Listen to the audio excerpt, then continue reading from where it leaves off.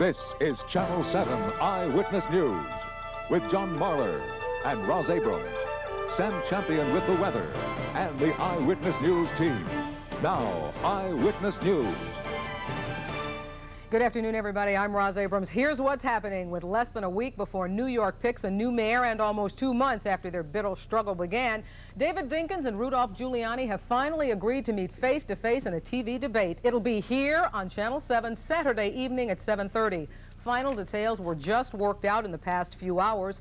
Tim Minton will be one of the journalists who will question the candidates. He is on the campaign trail right now in Lower Manhattan with a live report. Tim. Roz, we're here because David Dinkins will be here in less than an hour now for a rally of the clothing and textile workers. But of course, the debate negotiations have overshadowed what's happened on the campaign trail today. It was a big development, and the debate deal comes 7 weeks after primary day. That's 7 weeks after a debate date looked like a bipartisan priority.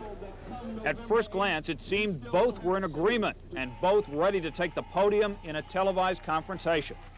I have no fear whatever of debating Mr. Giuliani. I want to see him stand next to me and then let the people of this city evaluate who has the experience, who has the toughness, who has the background, and who has the ideas for the future of New York that the people of the city agree with or disagree with. But in politics, as in life, first glances can be deceiving. Giuliani and Dinkins were far apart. Giuliani accepting 9 offers of debates but demanding they be one-on-one.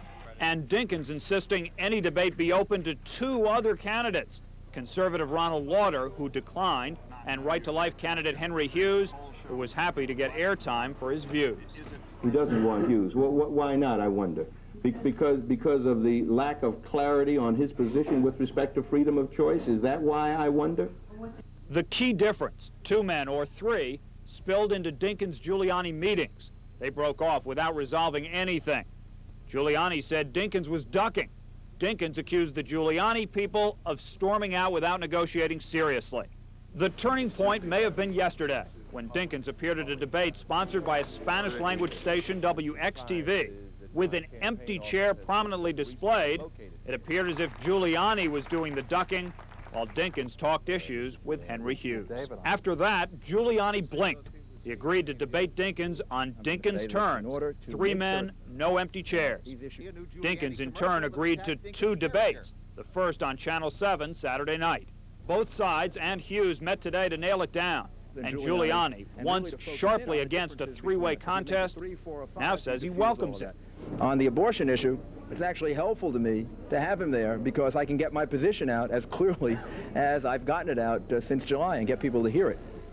Now, just to be clear, the Giuliani people had been talking yesterday about some conditions on the length of time that abortion could be discussed at a debate that included Henry Hughes. But to be clear, there are no conditions whatsoever in the Giuliani-Dinkins-Hughes debate scheduled for Saturday night. What that means is that the candidates will be questioned by reporters. They will then, the other candidates have a chance for rebuttals, and then the candidate who was originally asked the question can rebut the rebuttals. But it's basically a standard debate with no conditions whatsoever. Giuliani clearly believing that a chance for a shot in the TV debate ring with Dinkins was worth giving in, at least on the conditions.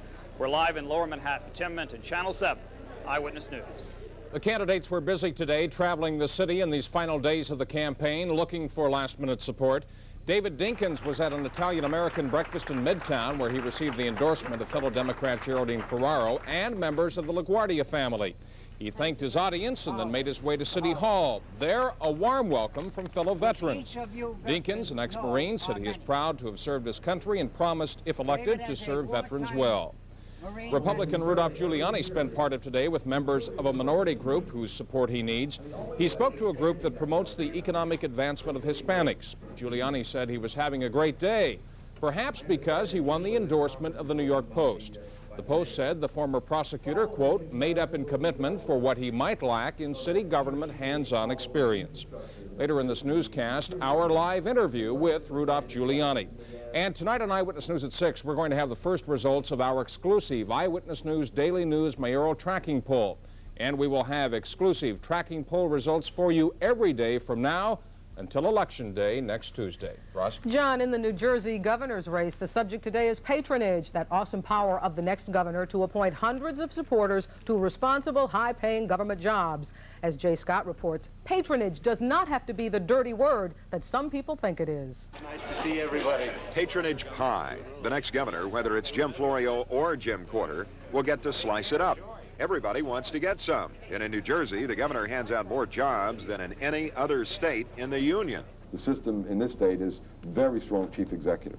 The exercise of that power through patronage is his strongest unique power.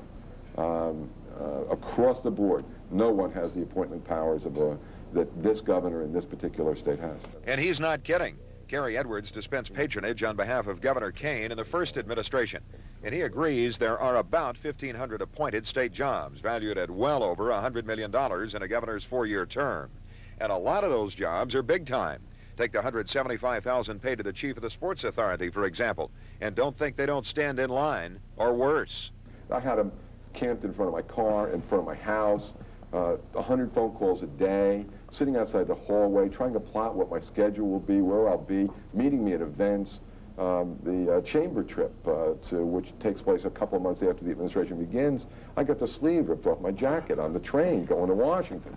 But the experts say that patronage is not necessarily a bad word if the governor appoints quality people for results rather than political hacks for payback. It is the key to both the governmental success and the political success of a governor. Every new incoming governor knows that for every single job, there are about 30 applicants, and no matter who you appoint, the old joke goes, you end up with 29 enemies and 1 ingrate. Everyone looking to Trenton now to see the mob scene if Florio should get elected, and the Democrats dispense the patronage for the first time in 8 long years. In Newark, Jay Scott, Channel 7 Eyewitness News. And Republican Jim Courter, who is way behind Democrat Florio in the polls, will get a little help tomorrow. President Bush and his wife Barbara will make a stop in New Jersey to campaign for Courter.